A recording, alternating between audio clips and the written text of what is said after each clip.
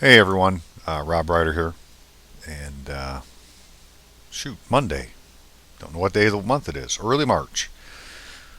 Gonna look at a guy's indictment, and it's only 3 pages long. Lots of interesting things on here, as we'll soon see. Up here in the upper right is where it was filed. And it says it was sealed. I guess this is the case number, CR10 0240 TUC. It says it's an indictment with a violation, 18 U.S.C. 287. Presentation of false claims to the Internal Revenue Service. Oh my God. And the plaintiff, well, somebody, United States of America, comma, and then plaintiff down here by itself. So what does that mean? V, I guess, means versus. Mr.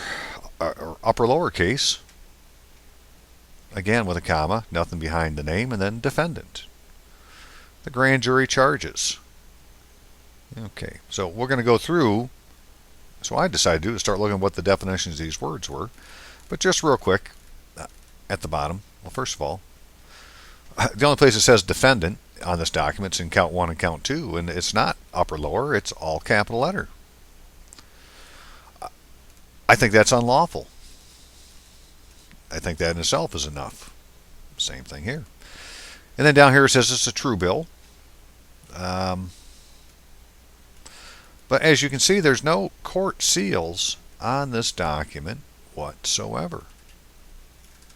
I don't see any court seals on the document anywhere. And that's usually a good thing for us. So we're going to start at the top, and first of all, what did I do here? So again, in the upper right hand corner, that's where it was filed, apparently. Looks like that's what that says, although it's not a good copy. But what does file mean? This out of Black's first. In practice, to put upon something or deposit in the custody among the records of the court. So file means to deposit. Well, that means that they're the depository and the clerks are the depositary. And it's been deposited. To file a paper on the part of a party is to place it in official custody of the clerk. To file on the part of the clerk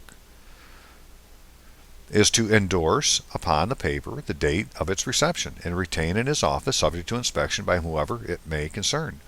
To file on the part of the clerk is to endorse upon the paper. Well, endorse means to put on the back.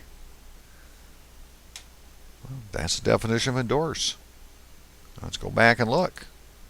Oop, we're not ready for that one yet. We're not ready for that one yet. Where was I? Here we were. There we go. Well, there's the stamp. Date and time's been endorsed on it. Apparently, you're looking at the back of a piece of paper. Well, what's on the other side? Since you don't have it, that's what's called an omission, and lawfully, that makes this an unlawful document. Of course, you need to take your complaint to the right court, which is the King's Bench, on an instrument called a pleas of the crown. P-L-E-A-S, pleas of the crown. That is the correct way to say it, pleas of the crown, which according to Blackstone is a complaint upon which the king is the plaintiff. And according to Lord Coke, pleas of the crown were used for two things. They were used for all criminal and all mortal matters. Well, mortal means man. And this case here is in a civil court, and a man can't get a remedy in civil court. It says so in under the Court of Chancery, Lord Coke's Institutes of Law. It says if you have a remedy in common law, you must go there. And further, there are no statutes written that give any remedy in equity. Okay, so then it says indictment. So now we got a case number. So here's the file number. And we're looking at the back of a file. So if you were to go to the clerk, there should be a whole other thing in here that has the other side of these documents on it. I would be asking why your copies are different than theirs. And take that definition in if you need to. But we'll go on. So an indictment, criminal law, a written accusation of one or more persons of a crime or misdemeanor presented to and preferred upon oath or affirmation by a grand jury legally convoked. Okay, presented to, or misdemeanor, presented to by a grand jury convoked. Anyways, did anybody take an oath? I don't see on here anywhere. Let's go back to the document. You know, when you read through here, nobody's taken an oath. And in law, that's the first thing you must do. If you bring a claim, you need to take an oath. Reason enough, by itself, complain to the right court for this case to be overturned. The law only cares if it's law. Is it lawful or not? Yes or no. If one thing's unlawful, the whole case is. Well, I don't see where anybody took an oath. I would be complaining. Where is the plaintiff's affidavit under penalty of perjury to substantiate his claim? And he's claiming some kind of violation.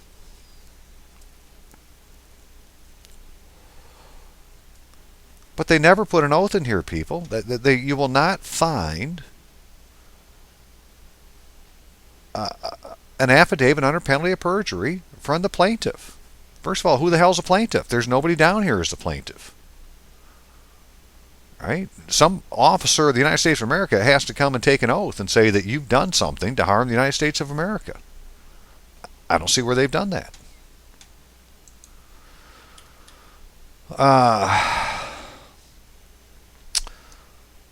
So to render an indictment valid, there's certain essential form requisites. We got some. I like this one, number 3, that the indictment be found a true bill and signed by the foreman of a grand jury. And back to the document. Well, yeah, it says it's a true bill. But on the bottom there, they've redacted it. It doesn't say jury foreman. It says presiding juror. And true bill has an interesting definition we'll get to in a bit. But again, if you see the words true bill, if it's a true bill, that's supposed to be endorsed on the document, and endorsed means on the back. So again, if this is a true bill endorsed on this document, you are looking at the back of the document. What is on the other side? Since you don't have it, it's an omission. That's misprison. That's enough to throw the case out. You only have to have one thing unlawful for the whole case to be unlawful.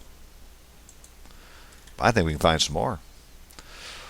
Okay, if it's an indictment, formal requisites are, at common law, should always be laid in the county where the offense was committed. Well, should is like past tense of shall, so it shall always be laid in the county where the offense was committed. Well, is that what they did here? Is it in the county? Is that where they said they did this? Well, by gosh, no. They said United States District Court, District of Arizona. It doesn't say anything about being in the county. Well, so in common law, and since all civil matters are cognizable in common law, to the King's Bench, this has to follow common law. We're going to see why in just a minute. Then it needs to be in the county. There's another reason. Another reason it wasn't lawful. The name and addition of the defendant needs to be put on there. Well, there's the name. What's an addition? Hang on just a second here. See how long this is going to take to load up. What is an addition?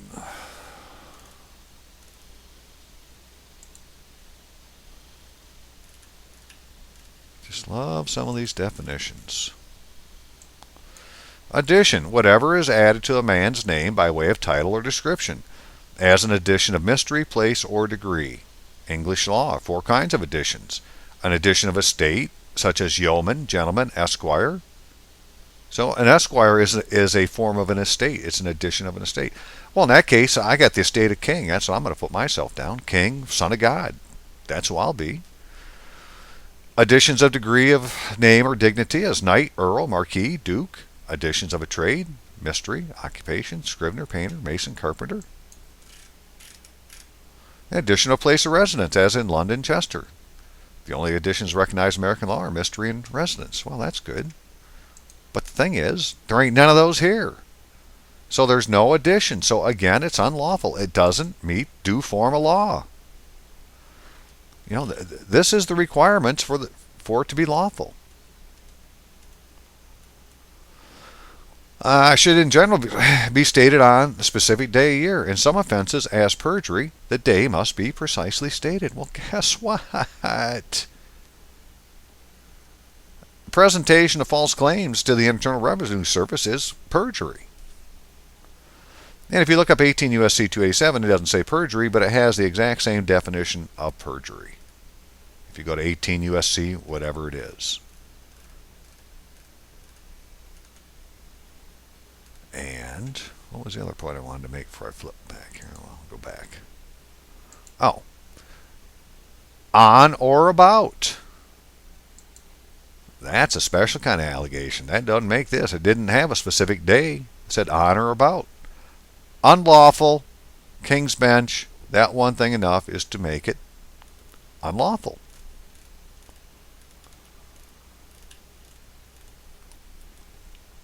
All right, what else we got here? All right, let's go back. So now we got the word violation. What the hell does violation mean? Now again, this is a legal document, right, brought into court. So let's use the definitions of court. A violation, an act done unlawfully and with force. Did you do something unlawful and with force? If they said you did a violation that's unlawful, then they need to have an affidavit under penalty of perjury to substantiate their claims. They don't have that.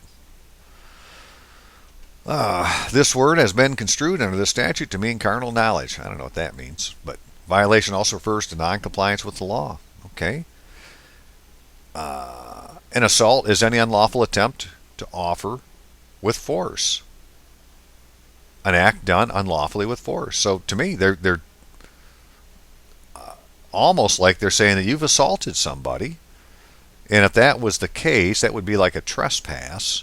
And so they had to go to common law first if they said there's a violation to get a writ of trespass. But they didn't go to the chancellor of the chancery to get an original writ sued out of the court of chancery.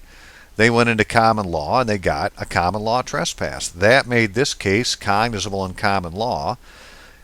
And per Article 7 of the Bill of Rights, any case cognizable in common law has a value greater than $20. Your right to a jury is preserved. Did you have a jury when you went to court? Was it a jury of 24 peers? If not, it wasn't a common law jury. It wasn't done lawfully. And if there isn't a jury of 24 peers there, not that it's not done lawfully, it's that the case can't be worth more than $20. So something must be being concealed from you. I wonder if it has to do with the backsides of these pieces of paper. Since you put file on you endorse file on the document, well, endorse is on the back.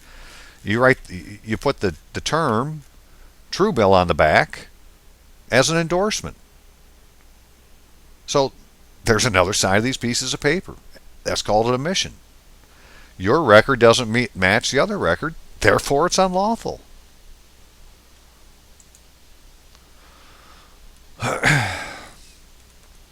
This is interesting. So, sorry to keep flipping back and forth, but that's the way it is. Up here it says false presentation of false claims in the Internal Revenue Service. Well, what the hell does presentation of false claims mean? Well, presentation only has one definition in the law book. Anyone I looked at, it's under ecclesiastic law. you're being charged for a religious offense. The act of a patron offering his clerk to the bishop of a diocese to be instituted in a church or benefice. I don't know what that means. The only definition I can find in Black's or Bouvier's was simply this: that it's an ecclesiastic law, the act of a patron offering his clerk. Yeah, we're going to look at it right now. Presentation. I thought that Black's would have a little more expanded than Bouvier's. He's usually says less. Presentation.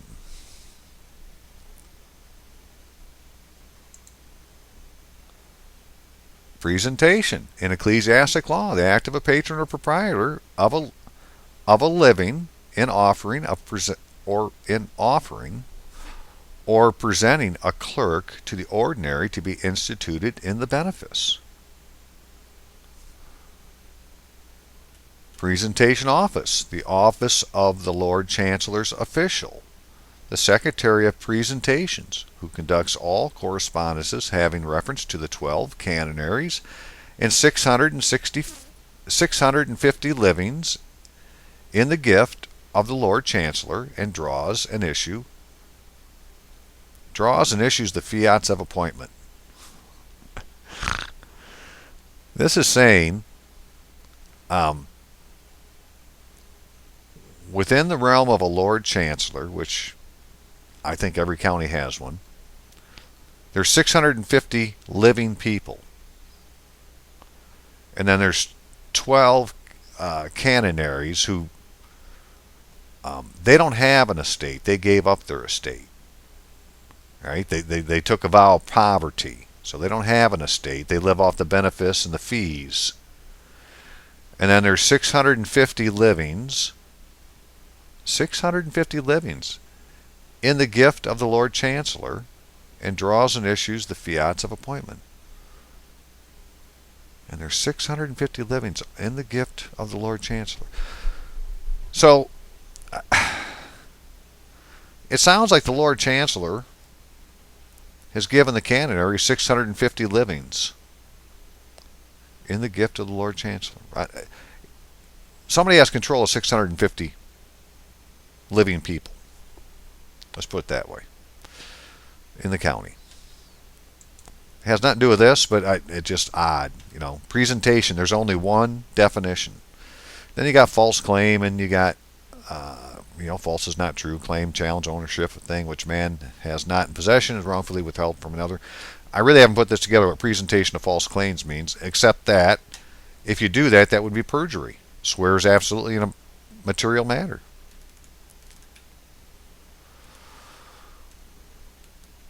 So I think that they charged you for perjury, or they're going to when they put that particular statute on there. But for it to be perjury, the party must be lawfully sworn. So this has to do with signing IRS documents, right? Submitting IRS documents, which we've been told when you fill out the thing at the bottom, you're agreeing that you would be committing penalty of perjury if you lied. Well, that's fine to say it, but you still have to do it under oath, and you didn't. So the party must be lawfully sworn. The person by whom the oath is administered must have competent authority to receive it. An oath, therefore, taken before a private person or before an officer having no jurisdiction will not amount to perjury. The assertion must be absolute. If a man, however, swears that he believes to be true, which he knows to be false, it will be perjury. I really like number 9. 13th section of the Act of Congress, 1825, provides following. You can read the black, but I'm going to go down this. And if any person or persons shall knowingly or willingly procure any such perjury to be committed, every person so offending shall be deemed guilty of subordination of perjury, and shall on conviction therefore be punished by fine not exceeding $2,000, and imprisonment and confinement to hard labor, I don't know, I just cut and pasted it, not exceeding 5 years according to the aggravation of the offense. So somebody else may be going to jail. If they're sending you to jail for perjury, which is what I think they're doing in these IRS cases,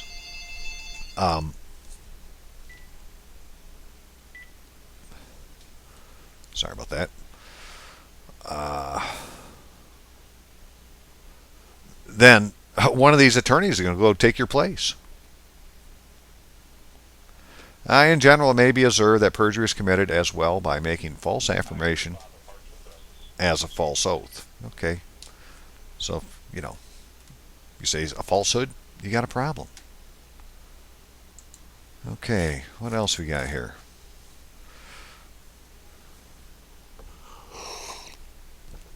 Okay, we got the grand jury charges, and then we got introductory allegations.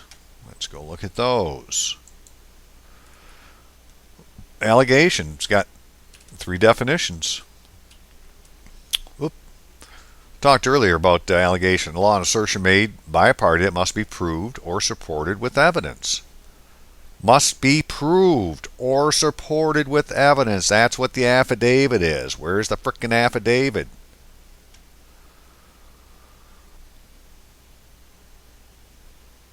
Generally, in civil complaint, a plaintiff alleges facts sufficient to establish all elements of the claim and thus states a cause of action. The plaintiff must then carry the burden of proof and the burden of persuasion in order to succeed in the lawsuit.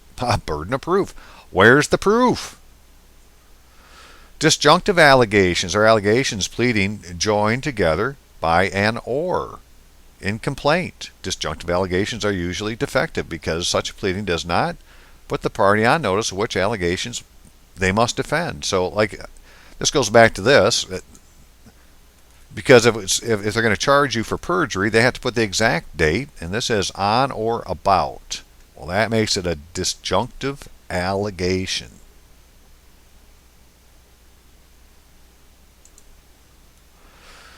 Okay, got 3 definitions. Allegation. Well, look at that ecclesiastic law again. Damn it, I wonder if these courts could have anything to do with ecclesiastic law. Of course, this is a U.S. District Court. According to the practice of the prerogative court, the facts intended to be relied on in support of the contested suit are set forth in the plea, which is termed an allegation. This is submitted to inspection on the counsel of the adverse party, and if it appear to them objectionable in form or substance, they oppose the admission of it.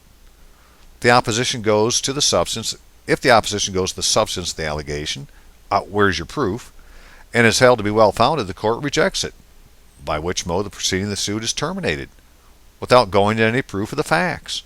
You could end it right off the bat. Where's your proof?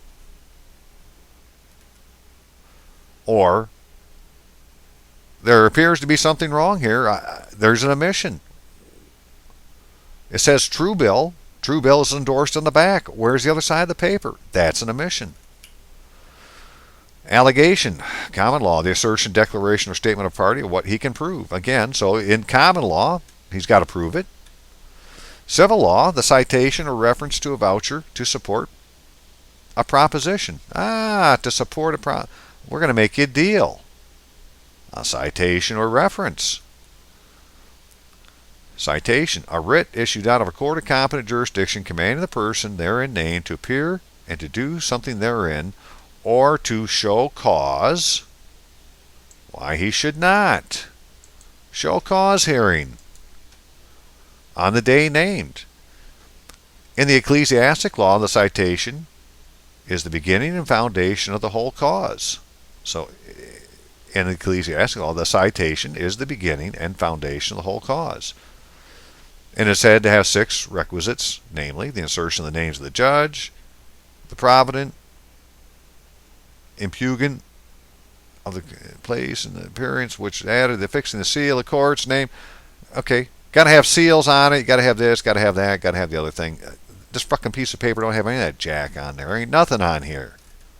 Look at it. Show me a seal. You got a couple signatures. That don't mean nothing. True bill. Endorsed on the back. Where's the other side of the paper? Defendant, the all capital letter name, which ain't who they got up here. They ain't got the all capital letter name up here. They got this guy. Where's his addition behind his name? That needs to be on there. Somebody is for a violation saying you committed an unlawful act. That takes an affidavit. They're false presentation of claims. That's perjury. Where's the fucking proof? All right. And this is just more. All these kind of fit together as you go through them, and I don't know. I'm blown away by this stuff, to be quite honest. Okay, so what do we have? The next little fucking tidbit. The grand jury charges. Well, what the hell does that mean? Charge. Well, in practice, the opinion expressed by the court to the jury on the law arising out of the case before them. Well, all right. Did this say anything about the court? No, I said the grand jury charges. I didn't say nothing about the court, about an opinion. It should contain a clear and explicit exposition of law, and when the points of law in dispute rise out of the facts proved the trial of the cause. Okay, it should be a clear and explicit exposition of the law. I don't think that's what we are working with, so it's not that kind of charge. What other kinds of charges we got? Well, we got one for contracts. The grand jury charges. It's a contract, an obligation entered into by the owner of an estate, that would be you, which makes the estate responsible for its performance. Imagine that. We're going to get you into a contract. Any obligation binding upon him who enters into it, which may be removed or taken away by a discharge. Or any obligation binding upon him who enters into it, which may be removed or taken away by a discharge. If they come at you with a charge, you demand to have it discharged, not dismissed.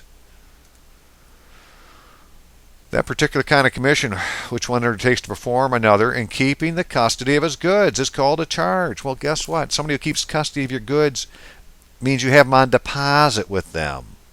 Means they have an equitable mortgage. An equitable mortgage gives them legal title. So we don't want them to hold our stuff anymore. We have to go get the title deed back. More on that later. And then we got another charge for wills and devices, but unless they're going to say you're dead, I don't think that's the one they're using. True bill. Okay, so real quick, so that's what these charges, right? This is a true bill. They're charging you some money. What the amount is must be on the other side of the paper, because it isn't on this side. I think something's been concealed from you. That's misprison of felony. Could be misprison of treason if some of these peoples are officers. A true bill. These words are endorsed on a bill of indictment. Oh, this is a bill of indictment, and it's endorsed, so the other side is the bill of indictment. Because true bill's on this side. I kind of like this.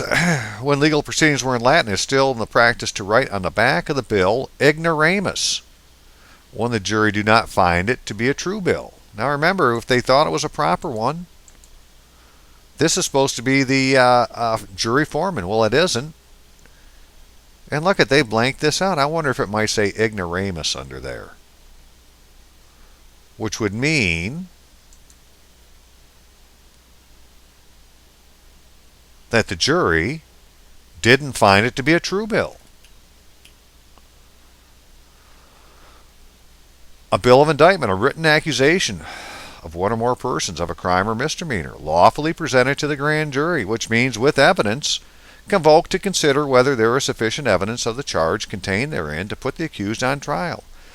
It is returned to the court with an endorsement of the true bill when the grand jury is satisfied the accused ought to be tried, or ignoramus when they are ignorant of any just cause to put the accused upon his trial.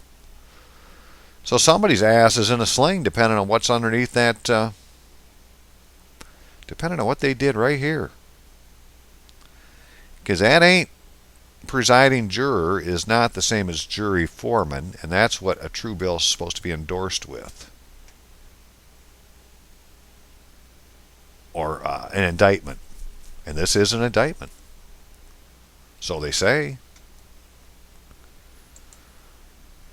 What else we got? Oh, false imprisonment. Any intentional detention of a person for of another not authorized by law is false imprisonment.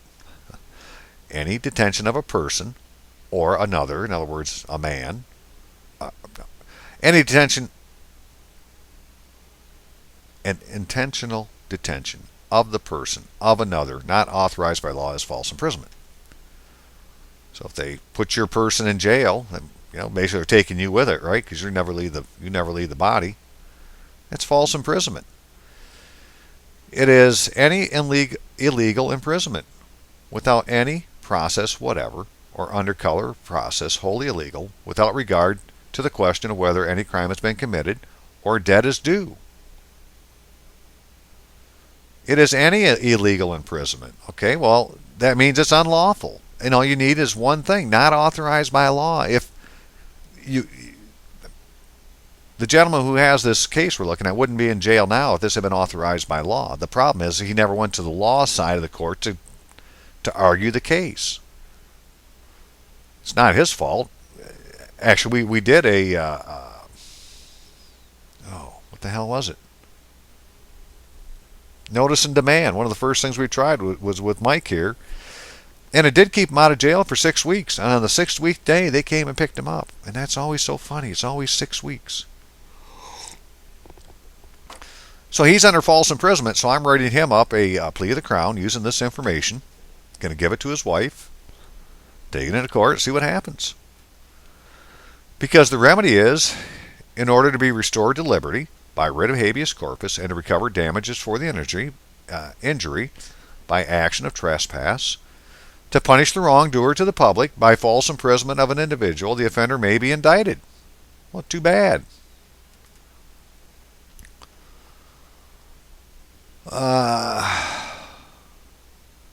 So this is at 287, false, fictitious, fraudulent claims. Whoever makes or presents to any person or officer in civil, military, naval service in the United States or to any department or agency thereof, any claim upon or against the United States or department or agency thereof, knowing such claim to be false, fictitious, fraudulent, shall be imprisoned no more than 5 years and shall be subject to fine amount provided in this title. It reads the same thing for basically for perjury. And a false claim is perjury. Okay. So anyways, I'm not done with what I was working on for Mike yet, but I really wanted some other people to take a look at this.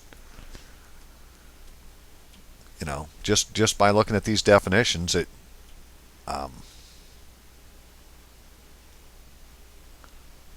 again, the defendant is the all capital letter name.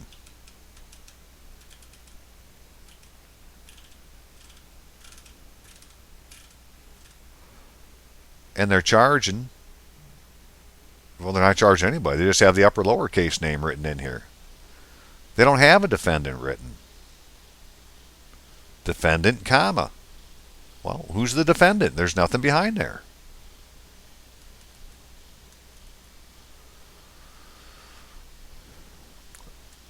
And these introductory allegations, this is just, this is probably all factual. This is just telling what Michael Thomas did, Michael Thomas McLean.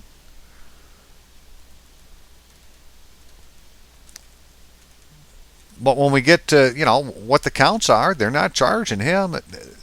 They're saying at or near Tucson in the District of Arizona. Well, what the hell is that? And well,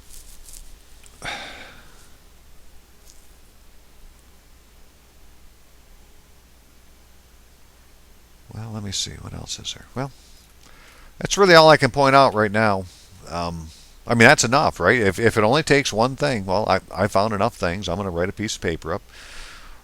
We'll submit it as a plea of the Crown and see what happens. But all the things I pointed out are just by the definitions incorrect and would not make it do formal law. And all you need to do is take it to the right court.